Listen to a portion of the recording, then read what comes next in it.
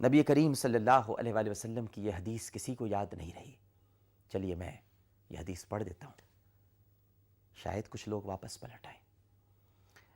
اور آپ صلی اللہ علیہ وآلہ وسلم نے جسم گدوانے والوں پر لعنت بھیجی ہے اور فرمایا ہے کہ ان پر لعنت ہو جو اپنا جسم گدواتے ہیں.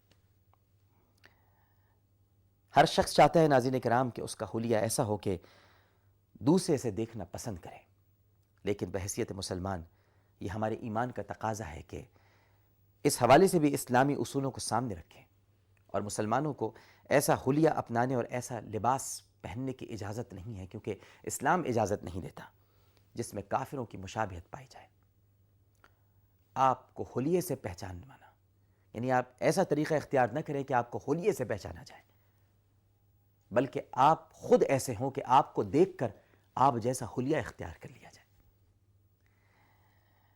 آج کل ناظرین کرام یہ ٹرینڈ بھی چل پڑا ہے کہ بلکہ ایک فیشن بنتا جا رہا ہے کہ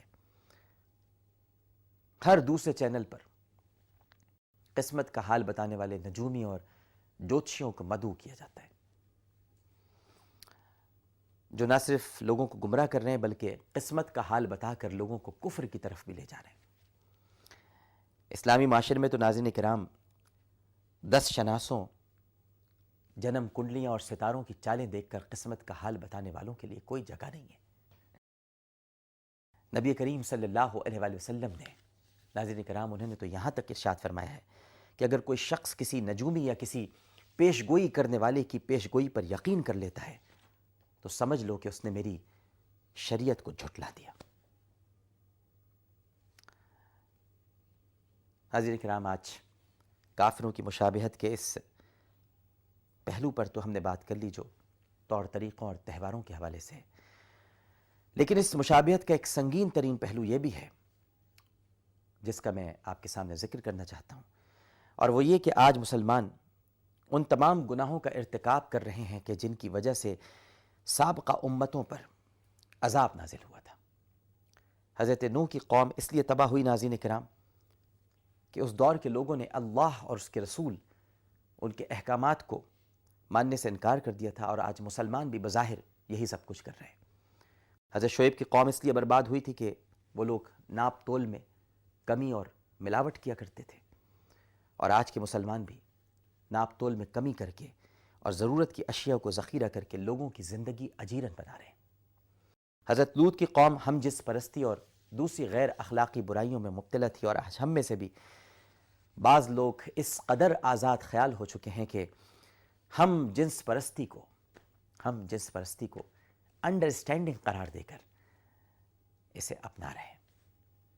حضرت صالح کی قوم اس لیے تباہ ہوئی تھی کہ انہوں نے اللہ کی ایک نشانی یعنی اللہ کی اونٹنی کو مٹایا تھا، اور آج ہم اللہ تعالیٰ کی کئی نشانیوں کو مٹانے پر تلے ہوئے ہیں. بنی اسرائیل کو اللہ تعالیٰ نے دنیا میں بلکہ پوری دنیا میں در بدر کر دیا تھا اور ان پر ظالم حکمراں مسلط کر دیے تھے، کیونکہ انہوں نے اللہ اور اس کے انبیاء کرام کو جھٹلایا تھا. اور آج مسلمان بھی ناظرین کرام دنیا بھر میں منتشر ہیں اور ان پر بھی ظالم حکمراں مسلط ہیں، کیونکہ انہوں نے بھی اللہ اور اس کے رسول صلی اللہ علیہ وآلہ وسلم کے احکامات کی کھلی نافرمانی کی ہے. قوم عاد اور قوم سمود پر عذاب اس لیے اترا تھا کہ ان پر جو اللہ تعالیٰ نے نعمتیں اتاری، ان نعمتوں کو انہوں نے اپنا ذاتی حق سمجھا اور اس ذاتی حق کو اپنی ذاتی محنت کا نتیجہ بھی سمجھنا شروع کر دیا تھا. اور آج مسلمان بھی اللہ کی نعمتوں کی قدر نہیں کر رہے.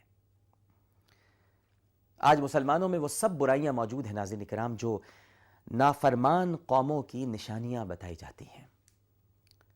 وہ سب نشانیاں ناظرین کرام جن کے بارے میں سید العالمین صلی اللہ علیہ وآلہ وسلم نے ارشاد فرمایا تھا کہ جب یہ نشانیاں تم میں پیدا ہو جائیں تو پھر انتظار کرو، سرخ آندھی، زمین میں دھس جانے، شکلیں بگڑ جانے اور آسمان سے پتھروں کے برسنے جیسے عذابوں کا. اللہ تعالی ہم سب کو محفوظ فرمائے. آج جمعے کا دن ہے ہر بار کی طرح اس بار بھی آپ سے یہی ریکویسٹ کروں گا، سورہ کہف کی تلاوت کیجیے۔ سورہ کہف آپ کو دجال کے فتنے سے محفوظ رکھنے کا آسمانی نسخہ ہے۔ یہ وہ نسخہ ہے جو نبی کریم صلی اللہ علیہ وآلہ وسلم نے ہم بیماروں کے لیے تجویز کیا ہے، ہم ایمان کے بیماروں کے لیے۔ ہر طرح کا بیمار ہوتا ہے انسان، لیکن ہم ایمان کے بیمار ہیں۔ ہمارے ایمان میں کھوٹ ہے، گھوٹالا ہو گیا ہے، تھوڑی سی کمی آ گئی ہے۔ اس کا نسخہ ہے سورہ کہف۔